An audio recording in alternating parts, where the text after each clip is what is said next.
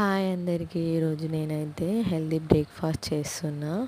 So, ఒక విషయం చెప్తే నేను ఇంట్లో ఉన్నదానికంటే ఉంచుకున్న దానికే విలువ ఎక్కువ అంట.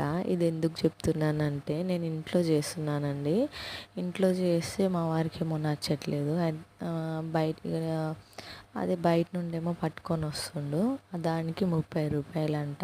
అది కూడా ఒక బౌల్‌లా ఒక చిన్న బౌల్ ఉంటుంది చూడండి, క్వాంటిటీ కూడా చాలా తక్కువ ఉంది. ఒక ఎగ్స్ స్లైస్ లాగా ఒక సగం ఎగ్ ఉందో లేదో, ఇంకా ఇవన్నీ కలిపేసి ఇస్తే 30 రూపాయలంట. నీస్ నీస్ వాసన వస్తుంది. అదే నేను ఇంట్లో చేస్తే ఏమో నచ్చదు. అది బయటికి వెళ్ళి అయితే తింటారనమాట. సో, ఇంతకీ ప్రాసెస్ చెప్పండి, సోదంత ఎందుకంటారేమో.